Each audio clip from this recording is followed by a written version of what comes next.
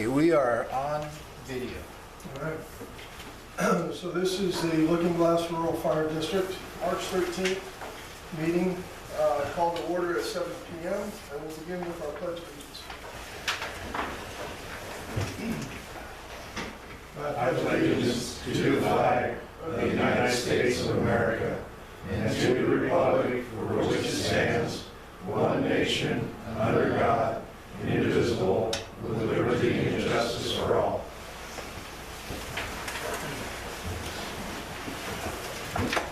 And I'm going to open our meeting with a prayer. Dear Heavenly Father, thank you for gathering all these gentlemen together to look over ways to make our communities safer, to work together as a vibrant and alive force to beat down nature and what it brings against us. Dear Heavenly Father, watch over our communities, watch over the people in our community, and bring us health and safety. In Jesus' name, amen. All right, we'll start with roll call. All here and I'm here. Mark Bennett. Mark is on vacation. He's down in Arizona. There he is. Here he is. Rob McCollum. Here. All right, Bill Starks. Here. David Smith. Here. Steve Rhodes. Here. Okay. Are there any additions to the monthly agenda after requested? All right, so then I need a motion to approve February, That's January. January. Need a motion to approve January's meetings. I make a motion. I'll second. All in favor? Aye. Okay, motion passes. Adopt the minutes. Okay, so we need a financial report. Yeah, we wrote 15 checks totaling,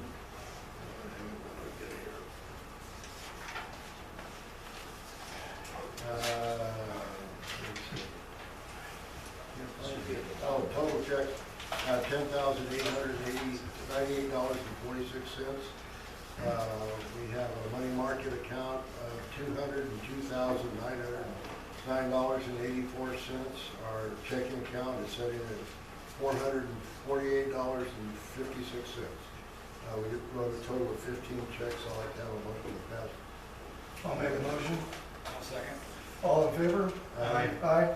Motion passes. And then we don't have a communications report, right? Oh, we had 863 views last month as far as our website.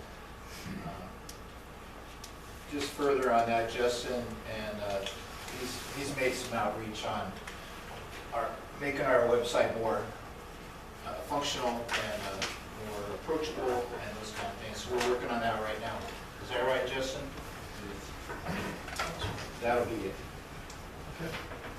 Do we have any public comments? We have a lot of public for a change. No comment? All right. Chief, we're on to your report. Okay, I'll go through this fast, and then I'd like to change the agenda if we can, so we can let these guys back here talk. Yes, Sorry, sure. and then they can get out, in case they get a call or something. Okay. Well, maybe we should introduce them first, right? I'm Rob Bullock. I'm the fire chief for Douglas County Fire District 2 in Winston, and the soon-to-be fire authority. We'll let these guys introduce themselves. I brought them in case there were questions that they could help answer. So. Scott Richardson, Deputy Chief for Fire District 2 in Winston. Mitch Dawson, Battalion Chief, Fire District 2 Winston. Nick Webbs, I'm the training officer and the student volunteer coordinator for Fire District 2 Winston. Me too. Sure. 10 Mile Fire Chief, Travis Henderson. And Rick, you guys may not know, Rick Sherman is a pastor of our local Lookingglass church. He's just signed on as our chaplain now. And then I think you know Rich, right? Chitwood, he's one of our captains. And Justin down there is our new safer employee here, recruitment and retention coordinator. Tom Johnson's one of our volunteers, been here a long time, about as long as I have, or longer. One of our apparatus operators. Kevin Nelson's one of the volunteers at EMR. Or EMT, excuse me, I don't want to insult you. And Tricia Nelson happens to be his mom, and she's our administrative assistant who does our stuff for us. EMR. And EMR, that's right. Boy. Oh my gosh, okay. So as far as the month of March, we had 16 calls, 11 medical, 1 structure fire, 2 MVAs, natural cover fire, and public assist. The structure was a toy hauler up on Muir Lane. District 2 came out and helped us. It was a total loss. It was being used as a dwelling. The owner was transported for smoke inhalation, so that's one of the first injuries we've ever had on a fire out here since I've been here. But he was treated and released. I saw him the next day at the store, which was okay. So, one medical incident. We get a lot of lift assists. You guys have all, this year's been down a little bit, but one of the lift assists we had this month, Justin went out on and started, and it turned into a full arrest by the time we were done doing CPR in the hospital. So it's something we just try to remember is we always go in and go, okay, let's put you back in the chair. See you later. Well, it didn't happen on that one. It escalated pretty fast. Training this month, first night of CPR, we're going to do the second night tomorrow. Justin we got him approved, so he certifies as CPR instructor, so we'll be doing some community outreach now and doing it ourselves instead of getting people to have it done. We did vertical ventilation and ladders, scene lighting, electrical power. Borrowed District 2's forcible entry prop and did that. Also, Glide Fire Academy was here for 2 weekends. Some of our instructors are instructing in that, and they're using the fire trailer outside. Captain Fox, you reported last month on the SJO conference, right? Yes. Anyway, he attended that and got some training, including auditing, budgeting, and others. You got some training coming up. You might want to tell them about that. Here on the 22nd, I'll fly out at like 5:30 in the morning to go to Oklahoma. They have, through International Association of Fire Chiefs, they have a SAFER grant, and they are putting on a recruit retention course, certificate course. There's supposed to be 6 hours of pre-work before, which turned into like 32 hours of pre-work before. It's been fun. Me and Chief are actually going to tackle some of it after the meeting tonight. I didn't try to do it. So, as part of this grant, we're trying to make sure that they get the training that we can do here. And there's a lot of stuff being offered. And in our annual training budget, we try to make it available that these guys can go to some of the regional stuff or some of the important stuff going on around. Firefighters, we're still working on Firefighter 1 and 2 online and manipulative. We have a couple in the Glide Fire Academy, so they're working on their Firefighter 1 status faster. And our volunteer explorers or our cadets are working right alongside. As far as the new tender, there's a update. We got the Chiefs meeting last week or the week before that it's going to be later probably than March and April. I think the guy, Brent, was mistaken because he's saying that they're going to come in October and the Type 6s are coming first, and I think that's a reversal originally. So hopefully we'll see him.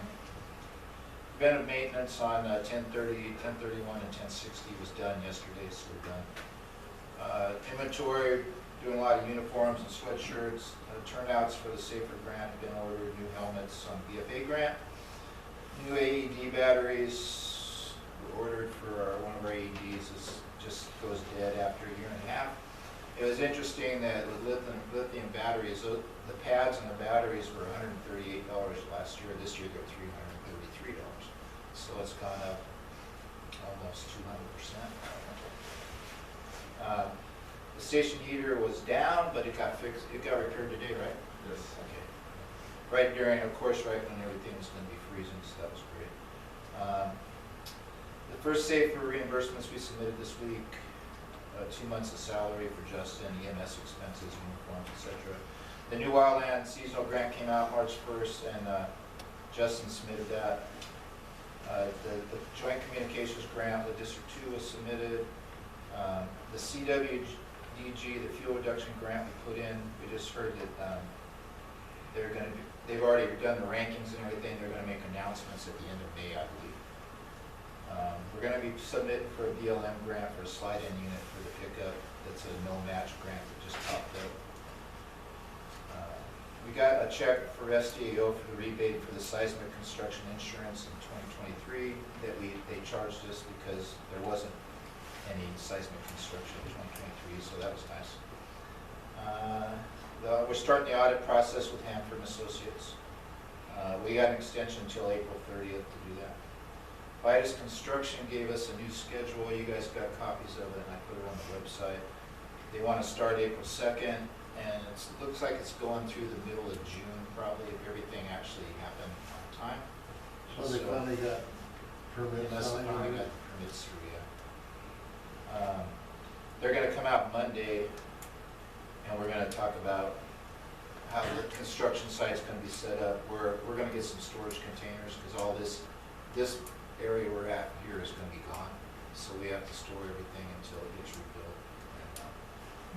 And work on temporary power and that kind of stuff, and also our security system and our router and all that stuff has to be moved. So they'll be out Monday to do that.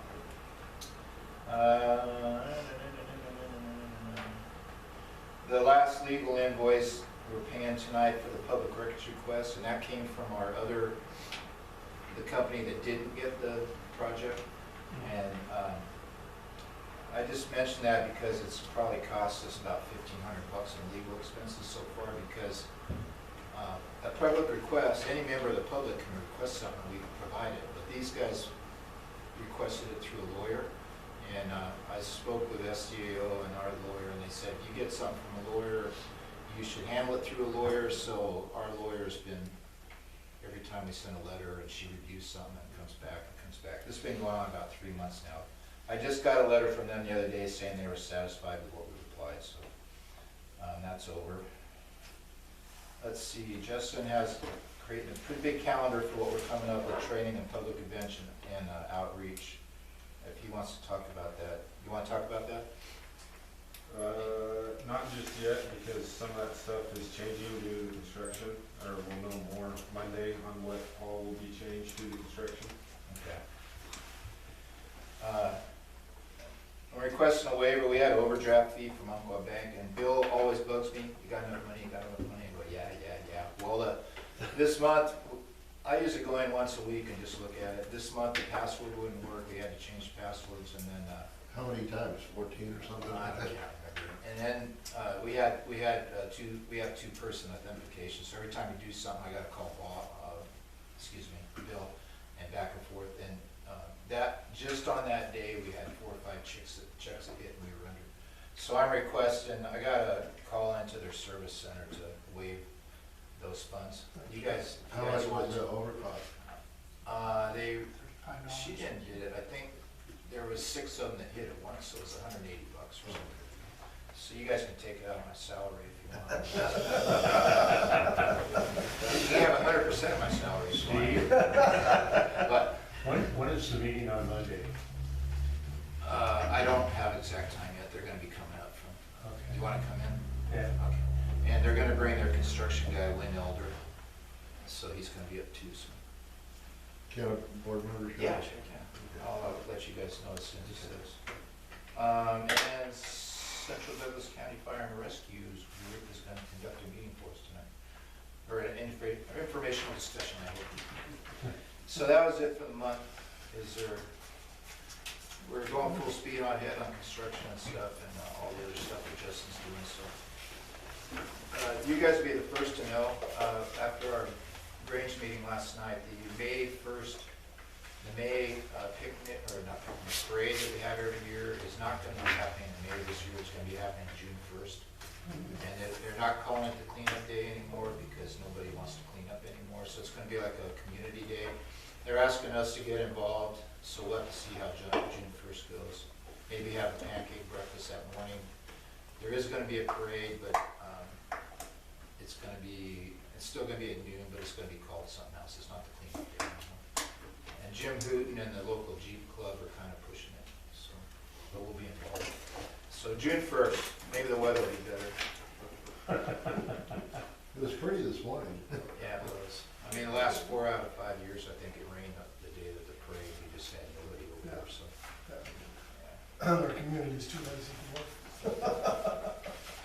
So if it's all right with you, Mr. President, I'd like to change the agenda from old business to. Yeah, let's do let it. these guys have Let's do their. it. The floor is yours, gentlemen. Well, Chief Rhodes had asked if I could come out and kind of explain what we're doing, why we're doing it, where it came from, and all that good stuff. And to be honest, the talks on merging and consolidations started back in the 80s.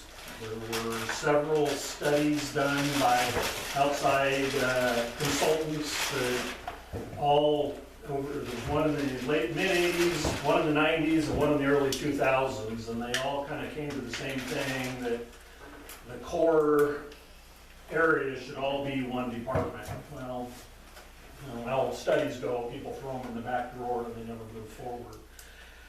So as it moved forward, District 2 started doing an administrative contract with Winston Billard to provide administrative services, and that was 8 years ago, 10 years ago. And it just kept growing to adding more into what those administrative services were. So we started back up the talks again on just combining the departments. Well, there are 5 different ways that you can go about doing that. The first one is merging the 2 departments. And what that takes is they take the combined tax revenues of the 2 departments and then re-divide it between the total assessed value. So you've got one agency, depending upon it works well if they're close in tax rates. When there's a separation, one's coming up and the other one's gonna drop a little bit. It requires at least 2 votes, yes votes from the public, one from each district to say they want to do that. And so that's option 1. Option 2 is you dissolve one of the fire districts and then the other one annexes it in. Again, you're looking at I think you're looking at 3 different votes on that one, because you have to have one to dissolve the district, the other district has to vote to want to annex the district, and the other one has to annex in. And though that really in a way it looks like a takeover, because one stops existing and the other one takes over. The third way is they both dissolve and reform a new district. Again, it's going to take 3 votes, one to dissolve each one of them, and one to establish a new district and a new tax rate. Well, we all know in Oregon as a whole, and Douglas County worse, getting more than getting a yes vote from the voters is near impossible. Now you're asking for 2 or 3 yes votes and asking someone to pay more tax dollars.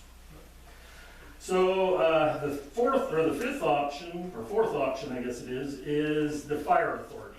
And what a fire authority is in Oregon, it's different. California, it's actually a legal taxing agency. In Oregon, it's created through 190 agreements, or intergovernmental agreements between the 2 fire districts. So you essentially, the districts sit down and they discuss what this new organization is going to look like, who's getting what the things go like. The 2 parent districts, or 3, however many parent districts, they have to stay because they are the tax collecting entity. And then what happens in most of them, their budget in those individual districts is one line item in, your tax dollars, and then it's one line item out into the fire authority, which oversees the entire budget.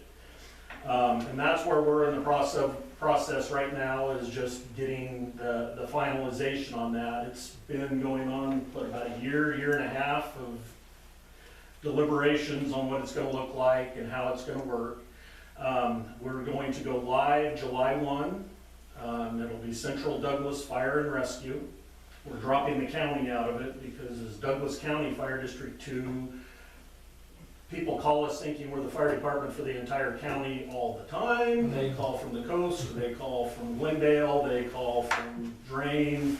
Well, you're Douglas County. So we're dropping county and we're just going Central Douglas Fire and Rescue. And like I said, the parent districts stay, so they both still have their board of directors, and then the fire authority has a board of directors. we went out before we did this and talked with Lane Fire Authority, which has been in place for as long as I can remember. They're adding more. In the meantime, those original 3 or 4 have actually merged now, but they keep adding more, so they kept the fire authority open so that they can continue to add districts. Then where you get to is, how is the makeup of the fire authority board? And that again goes back to the negotiations between the districts. For Winston and District 2, to start the whole process, since the 2 boards have to meet anyway, the fire authority actually has a 10-person board. So when we go in on our Monday meetings, we open up the Winston board meeting. Is there any business with Winston? Close it. Any business for District 2? Close it, and then we open the fire authority meeting. The other reason we went towards the fire authority is it actually gives you the ability to grow. If anybody else decides, hey, what can we do to join this? What can happen? And because we're all struggling for people and we're all going to each person's areas anyway, it's at some point makes sense. And we've started, we're doing joining the first 2, but I've been talking with Devin down in Riddle, and he wants to look at doing the same thing down with some of the South County departments. Brian Burke up at North Douglas is already looking at bringing in Kellogg, Elkton, Scottsburg. It's becoming a big thing because, one, it doesn't affect anybody's tax dollars, and it gets you going, but it doesn't eliminate the ability to merge later on. If you get into a better economy situation, or one area's assessed value comes up enough that it makes sense to merge or do a dissolution. So that's kind of where we're at. We felt that, doing this, we get the benefits of a larger organization when it comes for purchasing power, and insurance. Instead of duplicating insurances, now you're just adding people to an insurance plan. We have more personnel to disperse around and go to places rather than just, okay, we're sending one engine because it's a mutual aid. No, you're now part of the family. It becomes whatever it is. With Winston, when we started, if they had a fire in Winston, even at Roseburg Forest Products, we sent one engine from District 2. But as it's grown, and especially now with the fire authority, if we have to send everything, we'll send everything. That's just the way it works, and it turns out to be safer for all of us because nobody's ever got enough people. But as we grow, we know that the tax dollars aren't there to continually hire career firefighters. So we've been spending a lot of time trying to extend our student and volunteers, and that's why Nick's here. I think in the last couple of months, he's grabbed us, 13, 15 new student volunteers. So, we've kind of found that the student route right now gets us the higher numbers because they're coming in, going to school. We understand it's about a 2.5, maybe 3-year deal. We get to hang on to them, but it's better than not at all. But we are at the same time trying to figure out how to, increase traditional volunteer numbers. It's a nationwide issue. I'm sure you guys see it here too. It's going down. I know when I started with Fire District 2 as a volunteer in 86, there were 100 and some volunteers for District 2, and it just slowly started going downhill. But anyway, that's kind of the short nuts and bolts. If you guys are ever interested in some information on consolidations and mergers, a great book to look at is called Making the Pieces Fit. It was written by Jeff Johnson and Jack Snook, Tualatin Valley Chiefs. It's an old book, but it still is probably 100% relevant. Tualatin Valley is probably the master of mergers and consolidations. Tualatin Valley literally started as an organization not much bigger than Fire District 2, and now they're the largest, if not the second largest department in the state of Oregon, and they've created an impressive business up there. So, but like I said, that's the short of where we're at. We're here if you have any questions or how things work, we can try and answer. We're still making it work as we move, so. What type of timelines are you guys looking at? I mean, have you set forth any guidelines or any timelines as far as what you're kind of thinking? What this process, how many years did it take for Winston, and what typically is a typical? Well, Winston, I think there was some, because of some conversations that had happened in the past, there was some bridge building that needed to be done before we could move forward. I kind of came into the chief's spot and into Winston, they didn't know who I was, and so we had some bridge building to do and some trust building to do before we got moving. Once we actually started the process, it's, like I said, it's about 1.5 years that we've got it going. The biggest issue is, we needed to try and start on a fiscal year. We had to, so we have just slowly started taking things, merging the two things. I shouldn't say taking over. We merged things like our scheduling and our contracts, and there's been a lot that goes on. And I will say, I know especially, some of the board members between the two districts, and we're asking, well, what if, somebody wants to join? And I told them, let's wait till we get this one done. And then you guys, when you start talking about bringing people in, it's truly a board-to-board discussion with advice. It's not for us to go in and tell the boards, here's what you're going to do. So, I think in the future, if we add people, it's just really going to depend on where we're at in the fiscal year and how long it takes for the two boards to reach an agreement on what it's going to look like. I mean, there's such a variance on what each, it's like, I wish I could say here's a roadmap for every department that wants to join, but what Lookingglass would want if they join might be different than what 10 Mile wants or Glide wants. And in today's day and age, everybody has a hard time coming together. They do. It's on the same subject. They do, and this county as a whole, and I think everybody's pretty aware of it, there has been in the past a long, I don't know what you want to call it, but the volunteer and career departments didn't really see eye to eye. I think in the last few years we've made a lot of progress. I think getting back in the conflagration game has helped tremendously. It's got you get both the career and volunteer out on the same organization, doing the same thing in the same environment, and everybody starts saying, hey, we're doing this the same way. Mesquite guy's not too bad. Yeah. Do you think it was easier to merge District 2 and Winston together because the tax basis was kind of the same in Winston a little higher? Actually, their tax rate there's a significant difference. Right, there's a lot higher. Yeah. Which kind of makes it a little easier because now you're getting more money out of it. Well, We don't have a high tax basis. The problem is a lot of their expenses don't go away. Yeah. So, that's one advantage to, if you truly want to try and find a way to make a better tax base, that's where you do your dissolve both and reform, but try and get a better tax base. And the reality is, for the dissolving one and annexing, the Fire District 2, or if Winston dissolved and then Fire District 2 annexed them, we could not provide the level of service at our tax rate for what they're doing just because of the assessed value. Right. Now, for a Lookingglass, I would be quite honest.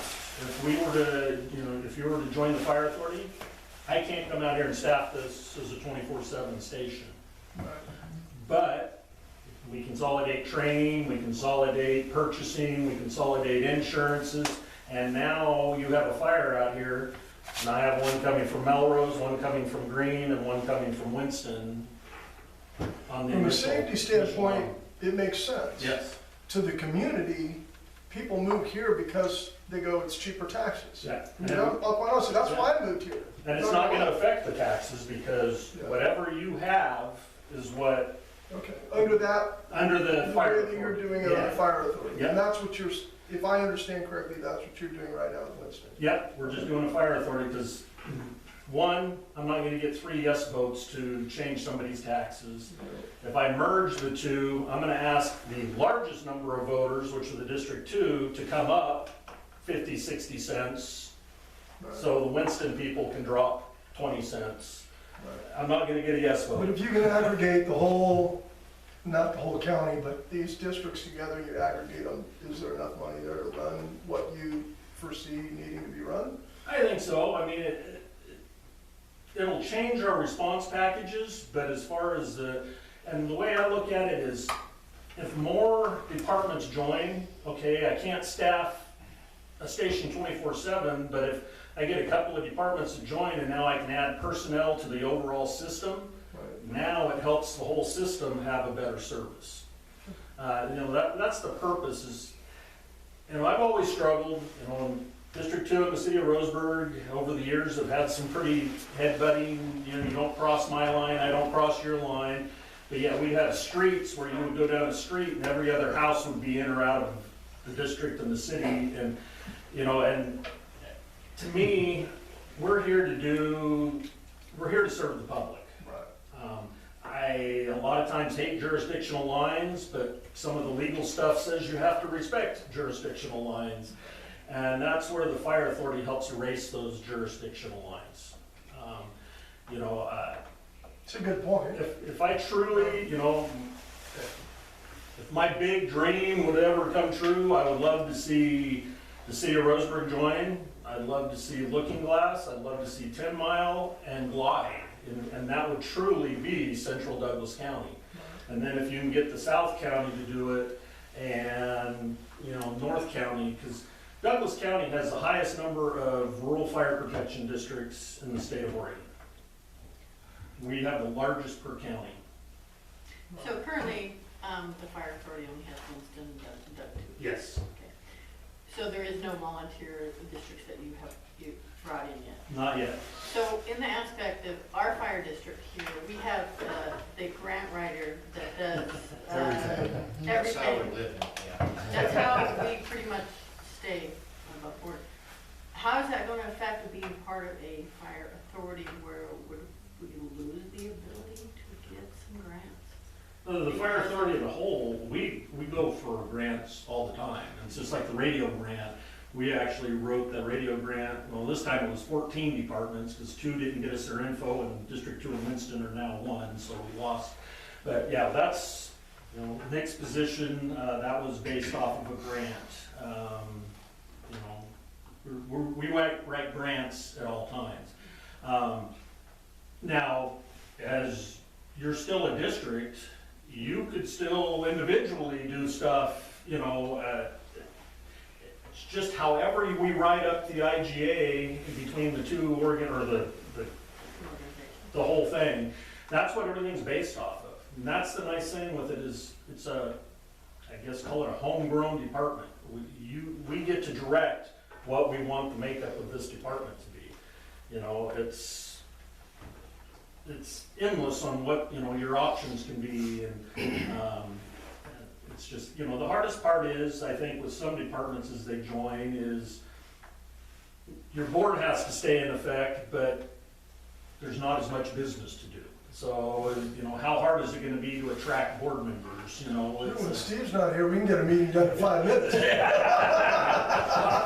For example, a small place like this, Station 2 in Winston, they have bigger trucks and everything than we have. So does that hurt us in the respect that we're trying to get another fire truck in here, can we go ahead and still try to get what Steve wants out here? Or do we have to go through everybody else and see who agrees with it? It again goes back to how it's written up. I mean, I wish I could say, I wish I had the direct answers, but I don't. Until the 190 agreements are hammered out by the boards on how it's gonna look, we don't know. You know, I would assume if you guys joined all in, our fleet maintenance would take over maintenance of vehicles. You know,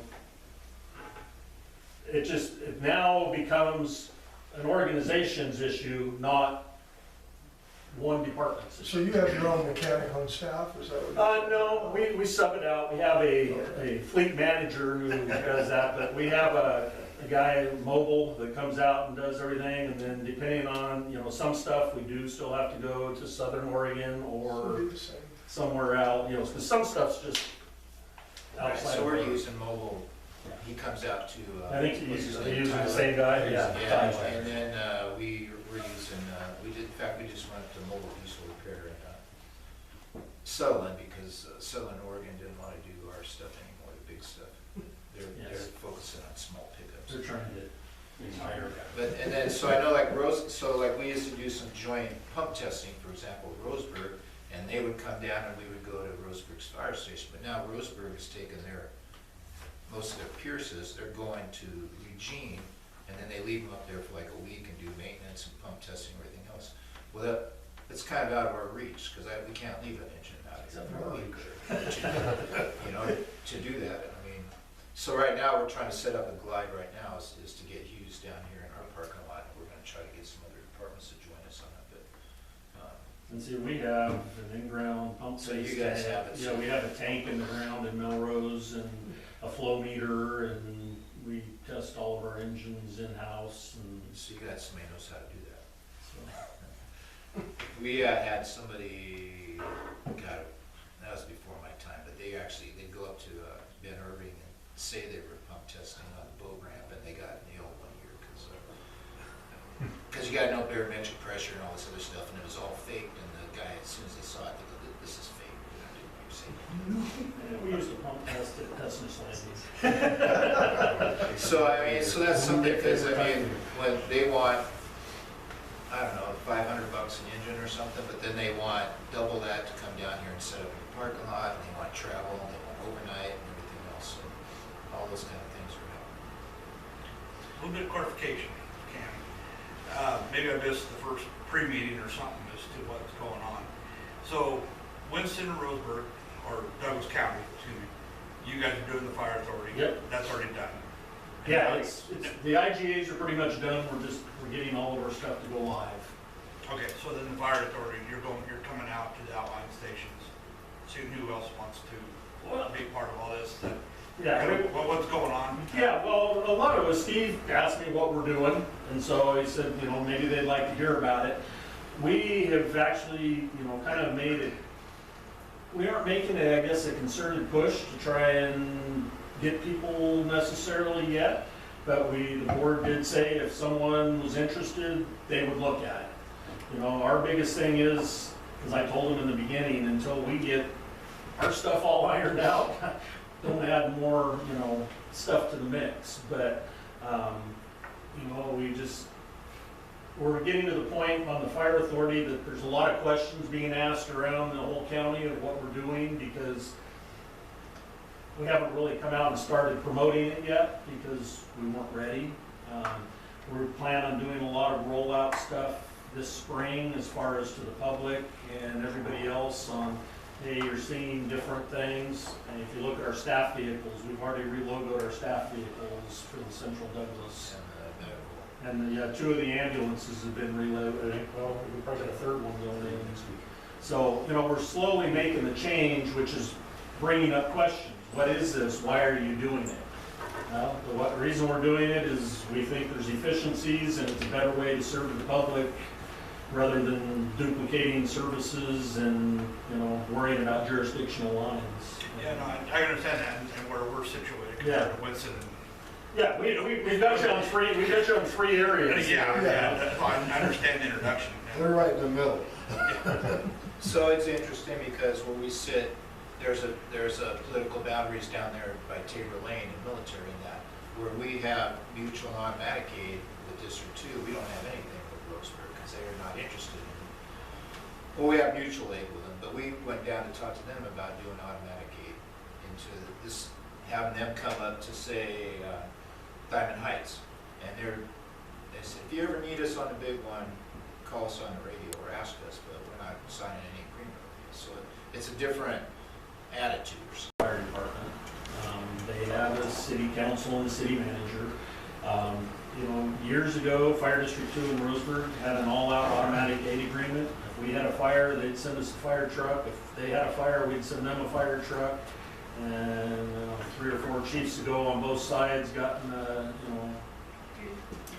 dispute, and it died. We literally got to the don't cross my lane. We had a fire chief tell us, I could find a way to keep you from driving through my city to get, I would do it. And, you know, you look at District 2 in the city, and not having an auto aid agreement's crazy, because, you know, if we have something out in Dixonville, we send 2 engines through the middle of Roseburg while they're sitting there to go out to back up a fire.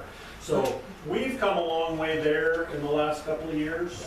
We are slowly bringing back the auto aid agreements. You know, they're coming up on Maria for us, they're going out to the end of Booth. Believe it or not, Fire District 2 has the Parrot House. I don't know how we have the Parrot House, but we have the Parrot House. It's an interesting perspective because one of the city council members lives in Diamond Heights.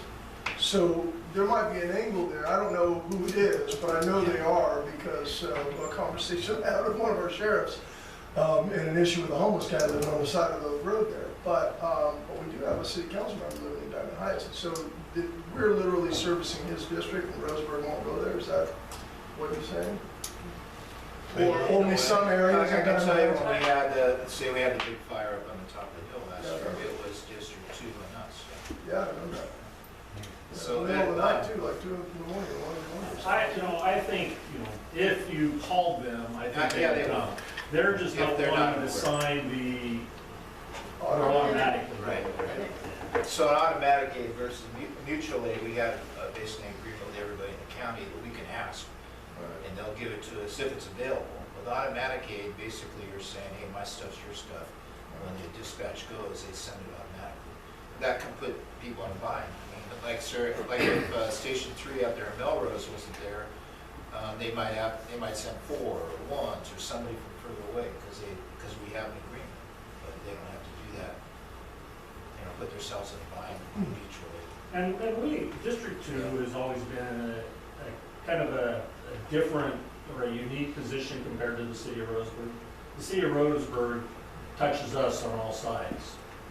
Fire District 2, we have Lookingglass, we have Glide, we have, you know, we have several volunteer organizations, so we've always had a different relationship, I think, with the surrounding volunteer organizations in the city of Roseburg.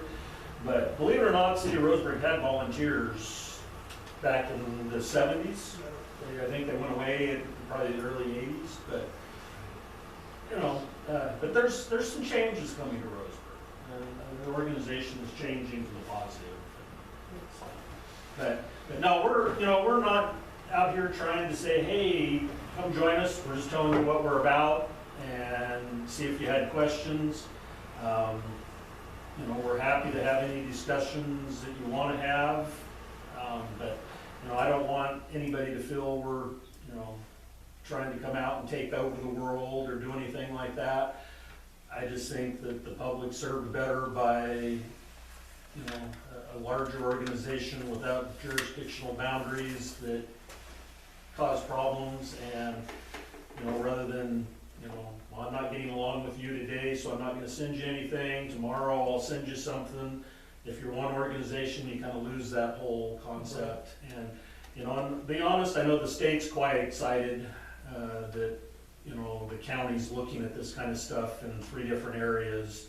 I think they're picturing at some point we'll have South Douglas Fire, you know, and Central and North, and then we'll have the city of Roseburg and the city of Sutherland.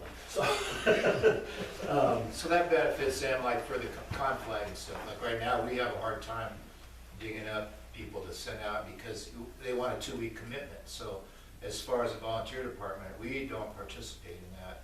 And, you know, we'll do mutual aid all over the place here in the county. And I tell Rob, hey, you guys go out, we're here, we'll come, you know, but we, I think the state would really enjoy that if we had a bigger pool of units to take from Douglas County, because right now we draw from them for Glide and Tyee. And that's the thing too, yeah, if we were to, have more in the one organization rather than each organization trying to send one rig.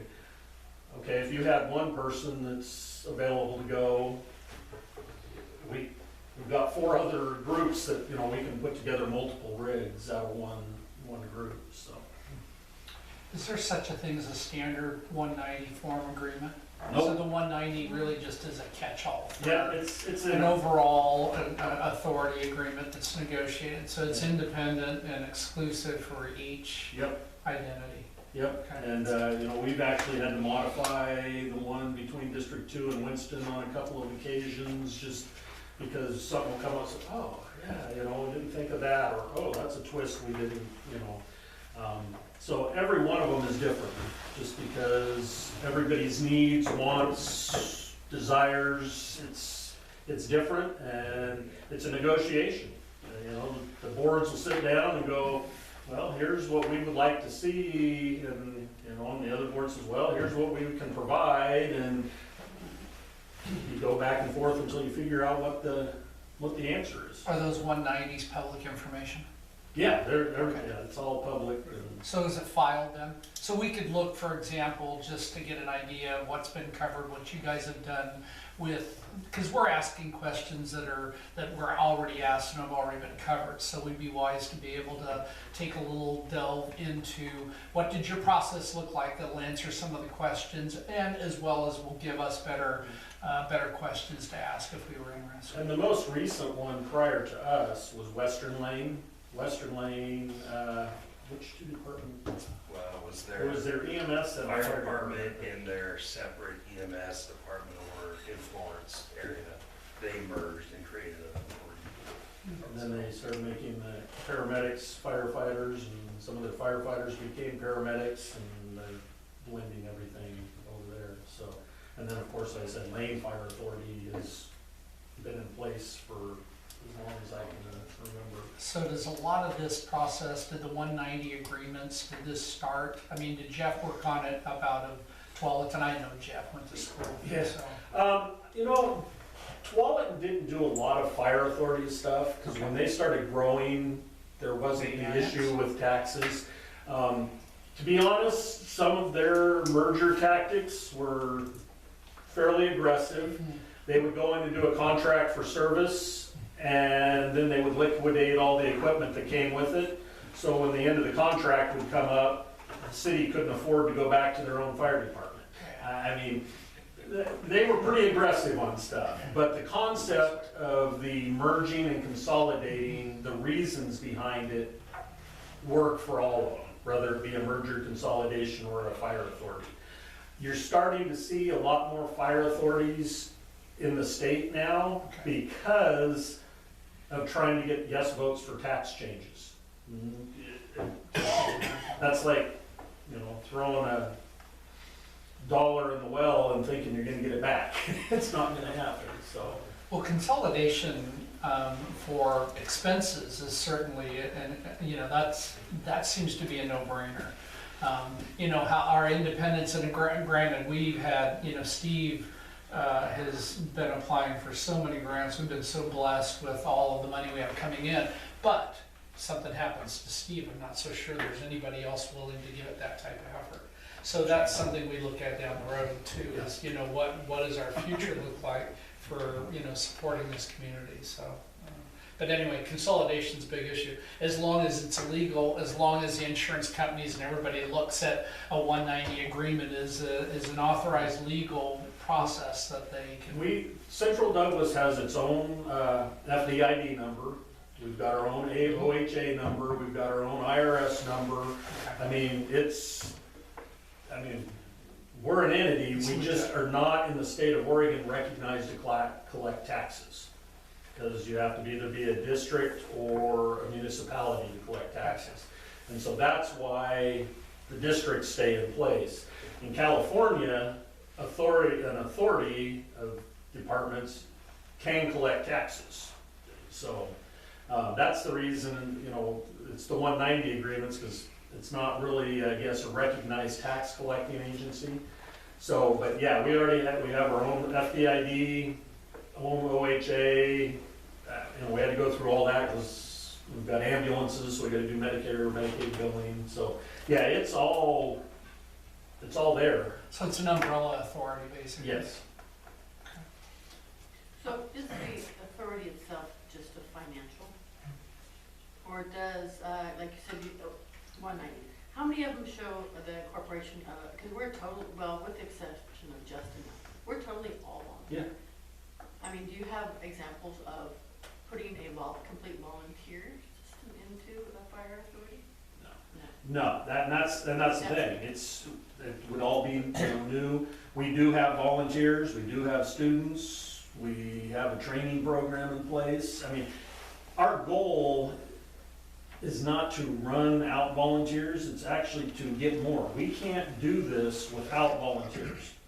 I mean, we're just trying to, like I said, make efficiencies out of every dollar that's out there and drop those jurisdictional boundaries so that we can provide a better service without, you know, because with the boundaries, I send too much stuff and the taxpayer in my area, something happens, they're gonna come get me. So, you know, that's one of the first questions I asked him when we started this was, why would you even want to take us? So we already have mutual aid and we already have automatic aid and stuff, but we're at 50 cents a thousand and you guys are a little over 3, right? Mm-hmm. And it's like, why? But like the administrative and the vehicles, there's a lot of stuff that it would be a benefit, and the agreements that we've had, and you guys, back when we had our political thing, when we were talking about the tax rate way back when, those guys, they provided protection to our department when we weren't here, you know, because that's what they do. I mean, they're here, so. I'm kind of biased in this authority thing because I came from that in my previous career, but then it's a different thing in California, like you're saying. And does Lane or any of those, did they take any fully volunteer? Oh, yeah, So- the majority of. So there must be something The up there majority of that's been Lane, done before. yeah, the majority of Lane Fire Authority Yeah. was volunteer organizations. So there must be some Yeah. 190s that have something to do with us, but. Yeah, it's been done, it's just we haven't done it, and like I said, you could probably pull all their 190 agreements, and every one of them is gonna be worded differently on what people want. I know up at Lane Fire Authority, they've got some districts that have a seat on the fire authority board, and they have other ones that don't.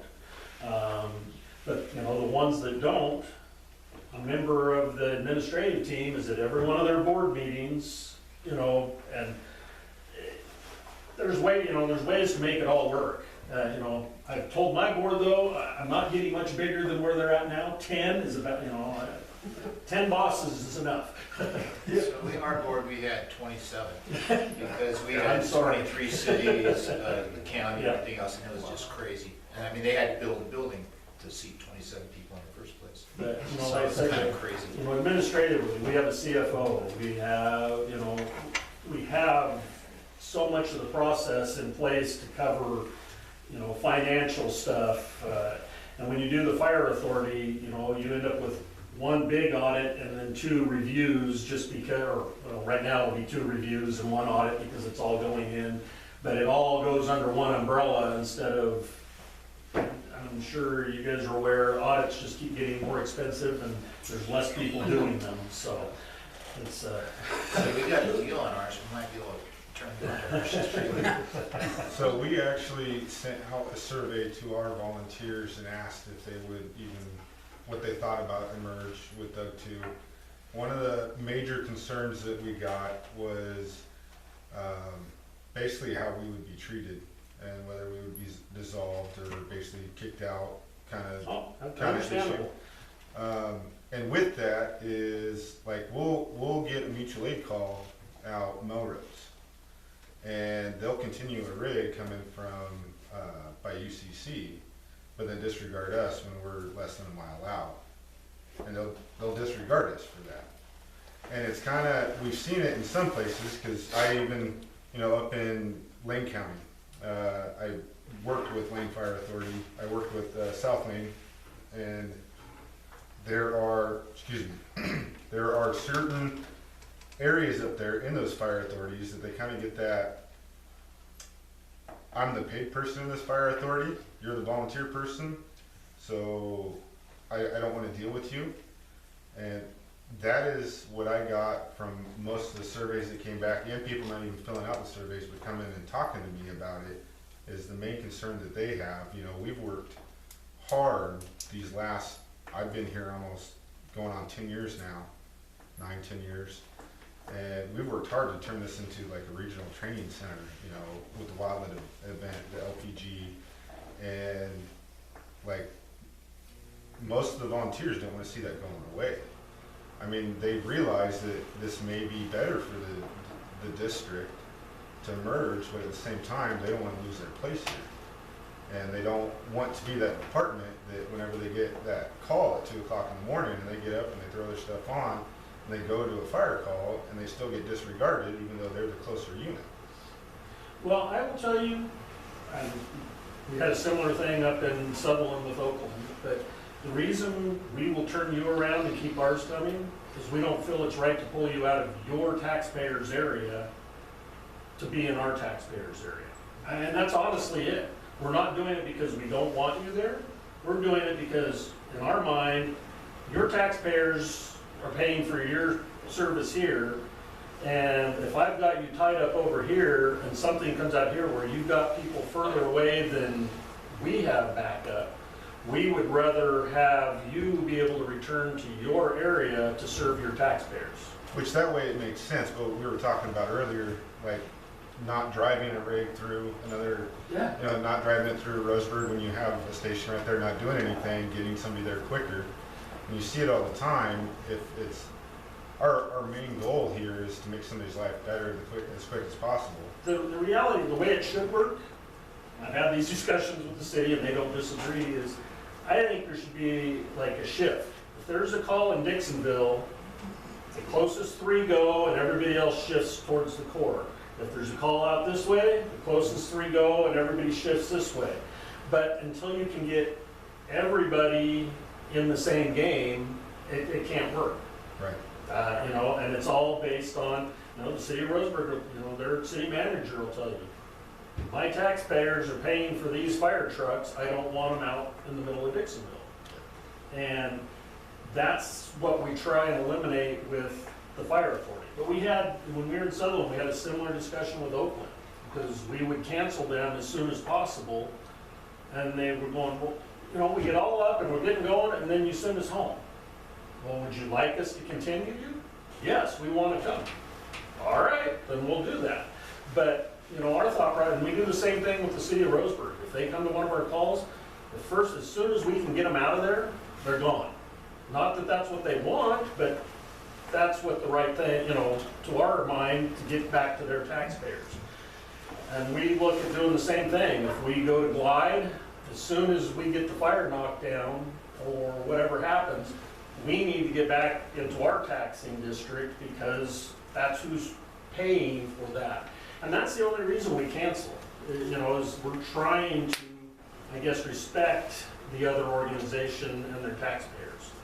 I'd hate to have you out in the middle of, Cleveland Hill on a fire and then have somebody across the street here have a code and your whole department's now.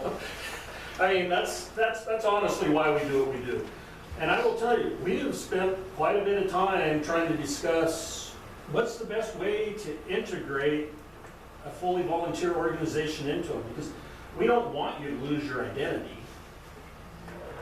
But we want to find a way to make it all work together. And we sent out some questionnaires and our recent tests, they actually had to write a paper about how to integrate it. And I know several of them reached out to some of the different fire chiefs in this area and up north and talked to them about, how it was done. I won't say we've got all the answers, but we're open to figure out how to make it work. I think we as an organization have changed a lot in the last 5-6 years as we had a lot of people retire. We have a lot of younger people now that have a whole different, they don't have the history of the past. And I think that new group, no, our goal is to not eliminate volunteers. Our goal is to increase volunteers. My big dream is to actually improve the fire science program at UCC to where we have enough students that every department that has a spot to put somebody to live has a resident or two at all times. I think that is in our area because of the tax dollars and the political environment of people not wanting to pay more and Measure 5 and 50. That's really about the only way to increase staffing is through steps like that. And we're in the process right now of trying to add some living quarters out in Umpqua, and we're going to house some students out there. To me, that is the goal, would be to improve that whole program at UCC so that we had, Chemeketa has 25-30 students first year and 25-30 students second year. You get that many kids here, and then you give them that opportunity, free room, just to respond. That'd be a good way to get people. Or we got like Tyler right now is working, he's going up and volunteering at North Douglas because they're paying his EMT. So they're taking him away from us, but then it's benefiting us at the same time. But he's going up there and working 24-hour shifts, just like he would be a paid firefighter because he's training for his education. So. And when I started in District 2, we had I guess we had more than a couple. We had what we called sleepers. Mm-hmm. They were volunteers that resided. John Broadwater, I think, had a longer career than I've had. He spent like 40 years as a sleeper with District 2. So we've had different variations of it, and that's what we're looking for as we move forward.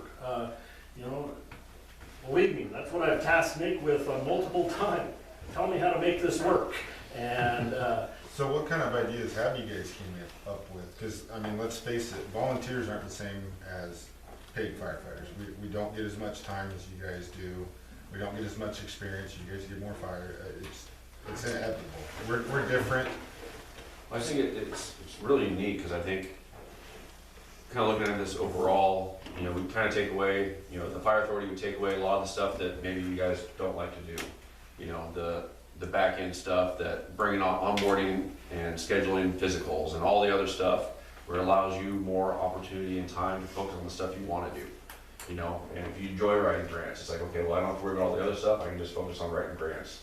And you show up, you do your trainings, more opportunities to run calls, because you'd be going to, you could go to Winston Fires and Green Fires, and we can utilize you all over the county, not just here. So for the people that are wanting to get more in, you're just opening the door for all the stuff that we have. You would be going to that as well. Plus, when you guys get something out here, you're opening up the, the run card floodgates, and then the floodgates of our volunteers and students to come help you as well. So how would you guys implement that with a department that has no sleeping quarters, has no showers, has no eating area?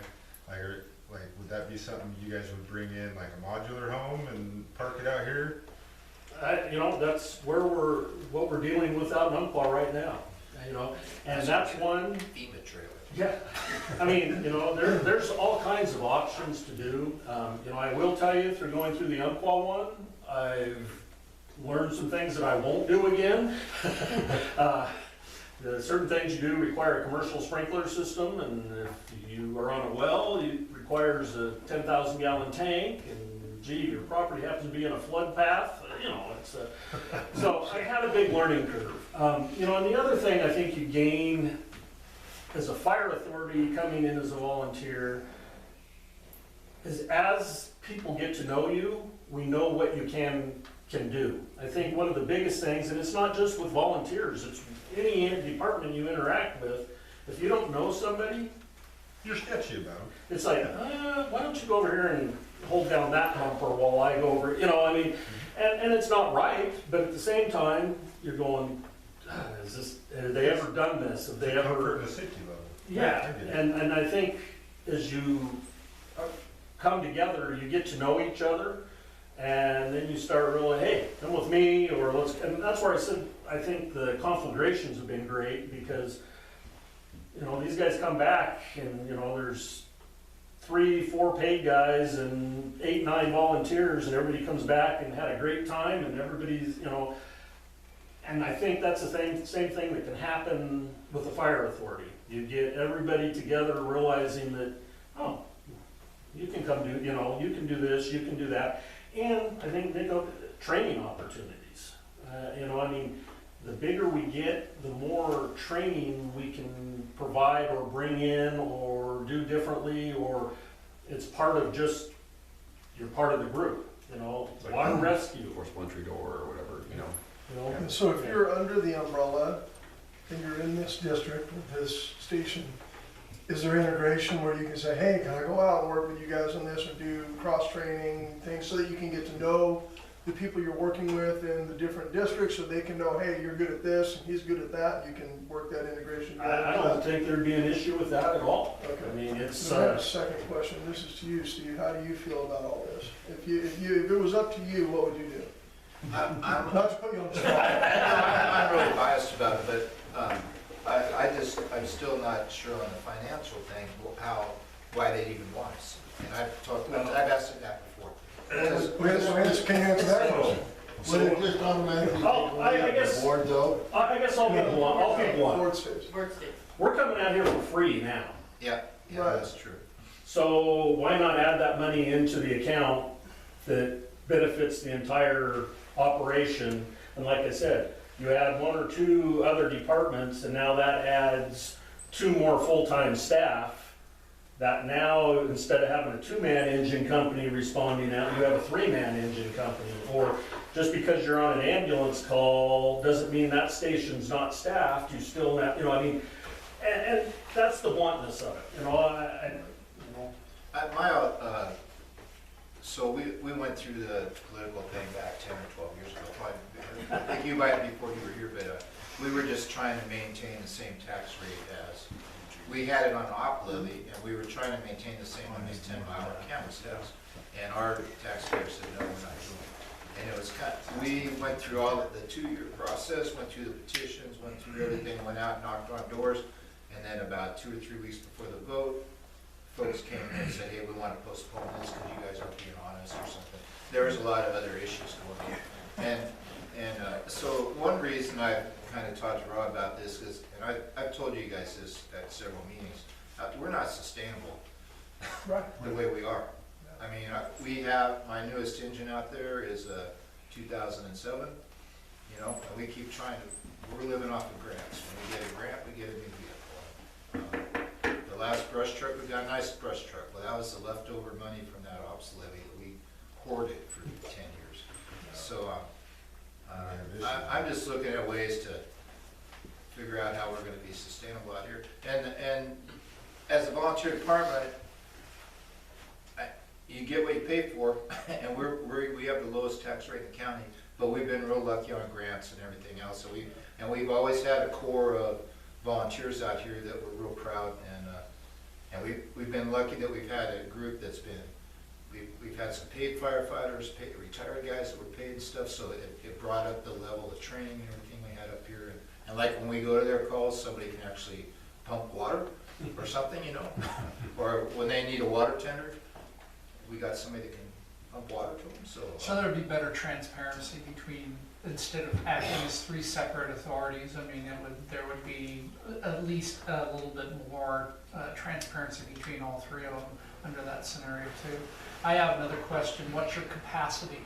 The more small districts that you put under that umbrella, you have a certain amount of staff, certain amount of capacity as far as what you can train, what you can ensure, you know, it's, you know, just like we're talking about, because take staff people. I know Steve does a lot of the, you know, sends in a lot of the reports, does a lot of the things that's required. Well, we just went through having this audit because of what our income was. So then my other question is, do you have to add more people, or do you have the capacity even taking on Winston and a couple more There's districts? some kind of a state requirement or anything like that. Well, you know, I'll be honest, We run with a very small administrative staff compared to other districts our size, but I think we also get a lot done.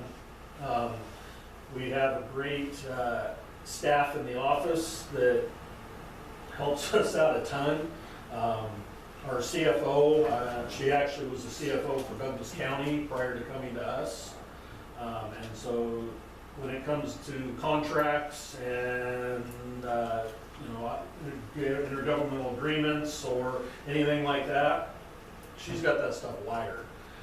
I will tell you, she also does not play in the gray. Everything is black and white, so we're not gonna get in trouble with whatever we do, I can guarantee that.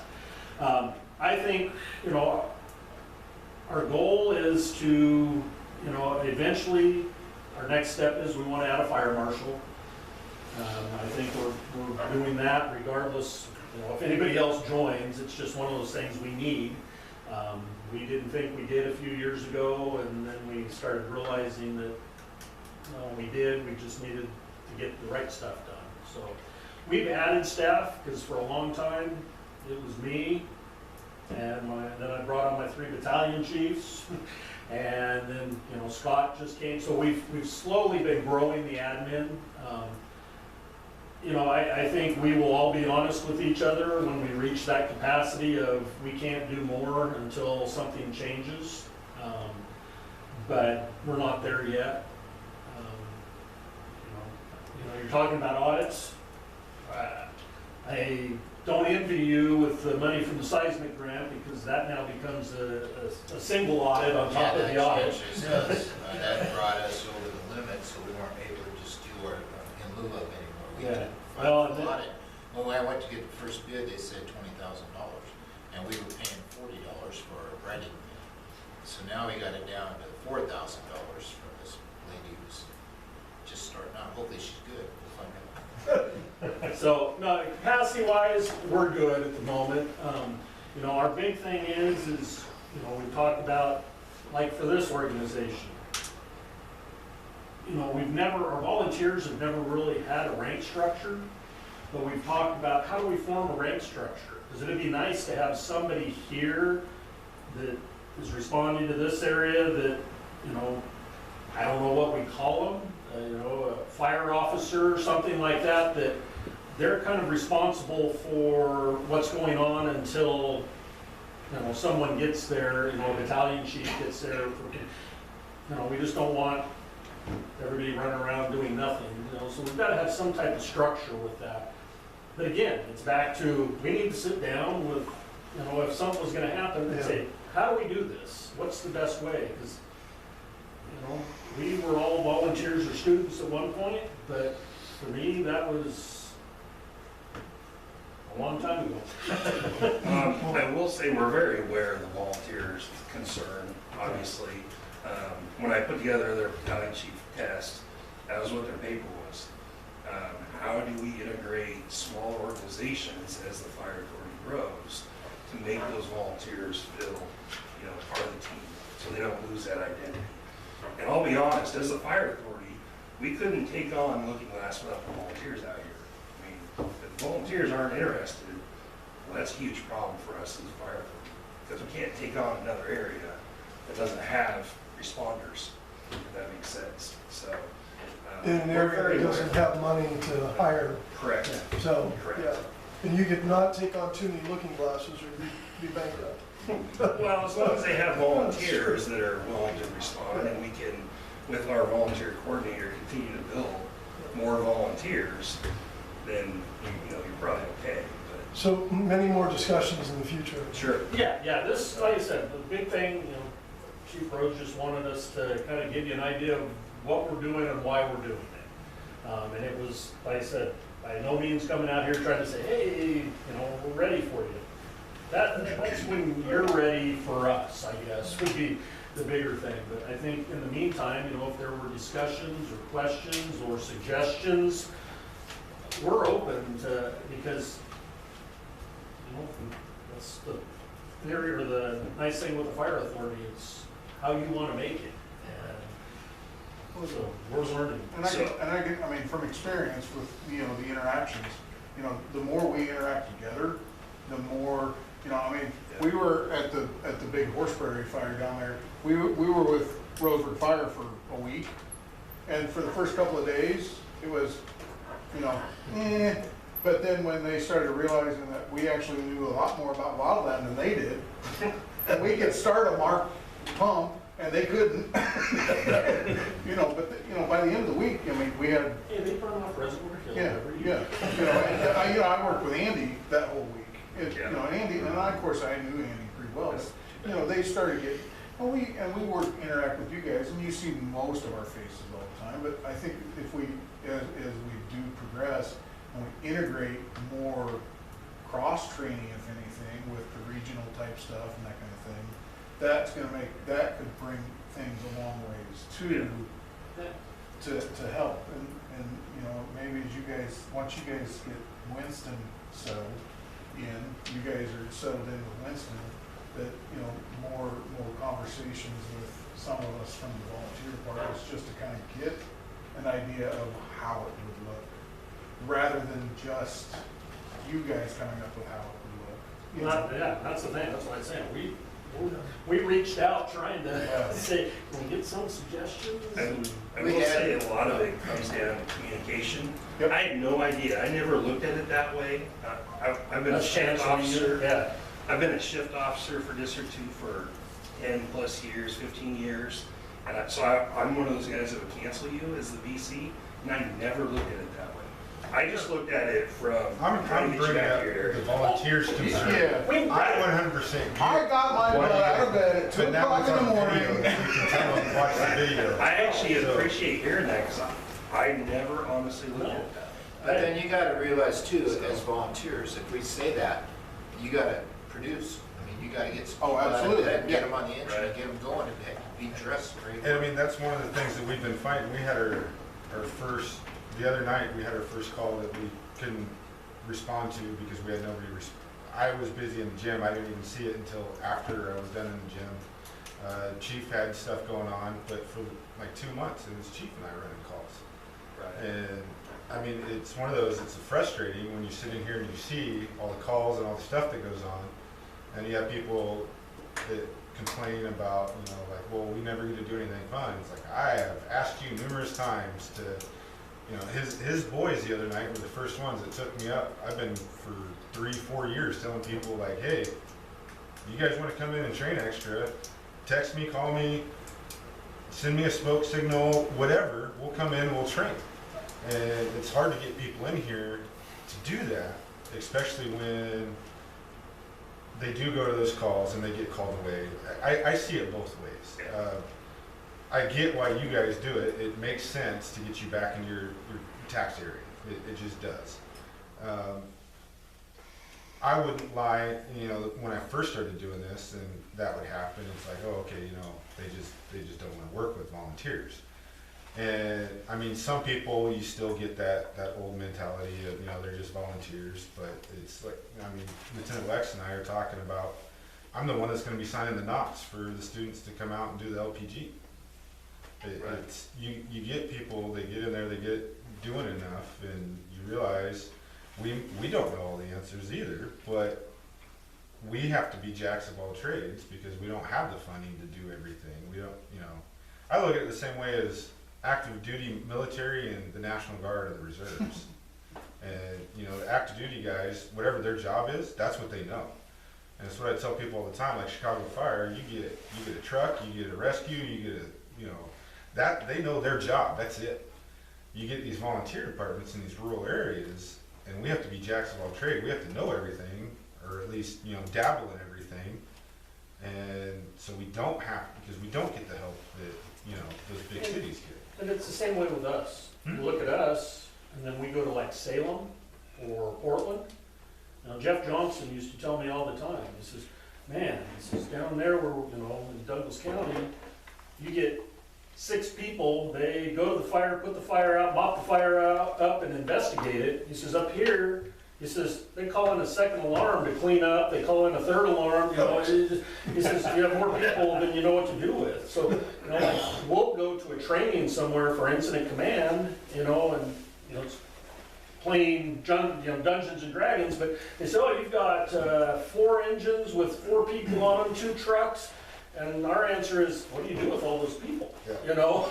So, you know, it's just, as you go up, there's always something that's bigger. But I appreciate that question though, on why do we cancel you? And in our mind, we're trying to be nice. Get on site and we'd send Oakland home, and it's like, all of a sudden, get a phone call from Stearns going, hey, what are you guys doing? And it's like, oh, well, we're trying to get you guys back home. And nope, the guys want to be there. Great. So after that, we let them come in and here, you guys go mop up, or, if you guys want to go do something, stay out of my, we'll let you go. If that's truly a stance, we'd like to do something different because we're not trying to offend anybody. We just think we're doing the right thing. No, it's like we were talking, before this meeting even, and trying to get all the departments to kind of pick their own trainings that they want to specialize in and, do that. We've been talking about that for years, and I finally sent an email. And I think some people ended up with like 6 of the same email because I've been having issues with my email, but some people ended up with 6 of them, some never got them, some went to their junk mail, but I emailed all the chiefs about getting together one of these days and us all just sitting down and hashing it out, and let's all pick a training so we're not doing what we were talking about before, every department trying to put on the same training, but those instructors getting annoyed because they're only getting 4 or 5 people for that training. Well, and that's another advantage of the fire authority, at least in my job, explaining to a board, is if I'm going out to other departments and sending 2 or 3 guys on overtime to teach a 3-hour drill, I'm getting, that's costing, money. Whereas in the fire authority, you're all one department, so it's part of the game. It's just, that's one of those other advantages. Well, It's there. I could see with Nick in his position, that he would be like an overall training officer.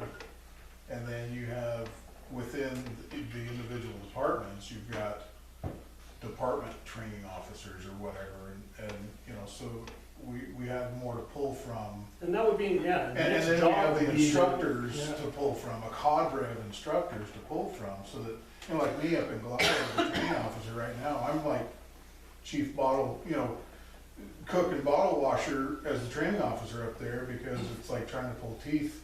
Justin's been helping me out like mad right now, but as an instructor, but it would be nice to have that cadre of instructors to pull from. Yeah, and Nick would be like the facilitator to make sure, okay, here's the drill we're doing, what do you need to get it done? Yeah. Because we know, as we expand, we can't expect every volunteer to come to one drill in, Winston or Melrose or wherever we do it. There's gonna have to be probably a couple of drill nights or different drill locations, and maybe you do things like, hey, out here, we're gonna do driver's training, over here, we're gonna do firefighter 1 skills. What do you need, where are you at Yeah. in your training plan? So, yeah, like I said, So we're starting to get into a little bit of minutia, so if all right with everybody here, can we go ahead and move on? if we're good, and we'll get out of your Does the hair. board have any other questions? Well, thanks for coming, I appreciate it. Yeah, and any questions, Chief Rhodes knows how to get a hold of me. I think everybody knows how to get a hold of me. We really appreciate you guys coming out, I really do, and we like the explanations. Obviously, more discussions have to happen. Oh, yeah. Man, what I heard tonight sounds promising. And of course, we have our loyalty to our chief, so. Let's get your seismic stuff done. Yeah.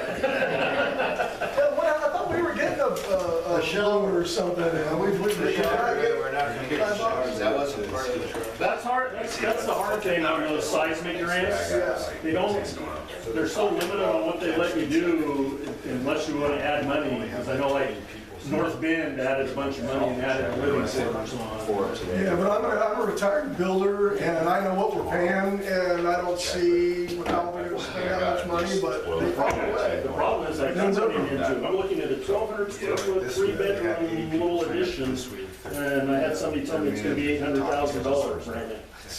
You gotta be kidding. No, but the problem is, you get into federal prevailing wage and Oh, I mean, that's the part that kills us. government. yeah. Thank you guys. Any questions? If you guys have anything, let us know. We're trying to learn. We'll do that, thank you. Thank you. Thanks, Chief. I don't know what that is. Took a long time, I'm glad they let you say what you want to say. Sorry, I hope everybody's okay with me. Sure. moving this on. Yeah. So we went over all the old business, really, in your chief's report. Is it all right if I pass that? Yeah. Is it okay with you? Yeah.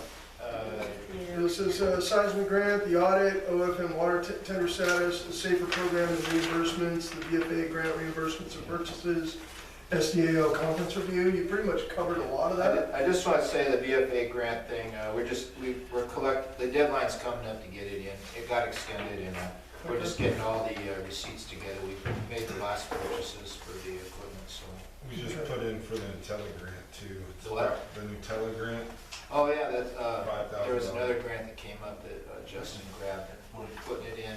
Our, when the county, I should have said something when Bullock was here because he would appreciate it too. When the county did this communications thing, they left us kind of all hanging. So we got 4 pagers for 17 people. So this, 5, okay, 5. So we put this 5,000 as some grant. We're trying to pick up another 11, I think, or plus whatever, any other. We got it down to the penny. Justin does all what we're buying, but hopefully we can get that one and help us out too. All right. So that would take care of old business. Yeah. New business, the SDO insurance to 2024 workers' comp. They just sent me out with SAFE. They're starting early, so we got our payroll plus Justin's payroll is going to be added to that now too. So I probably can expect a workman's comp increase. I don't know how much we'll budget for that, but they'll let me know. We talked about the new grants already. He gave a little bit of rundown on the conference, and those guys were here, so that's it. That's the business. So with that conference, everything that we put back, it's all reimbursed. So anything so the hotel room, my rental car, my flight and all that stuff, it's through a safer grant and all of that will be reimbursed back. Okay, so next up would be President's report. I have nothing to report. Director's report? Nothing. Nothing? Okay. Any board member comments? How about public comments? You guys have any public comments? No, going once, going twice. Next board meeting will be April 10th, 2024. Without further ado, can I get a motion to Take a adjourn? motion. Second. All in favor? Aye. Meeting adjourned. You know, on the spot, finally got to come back. All healed up from my car accident.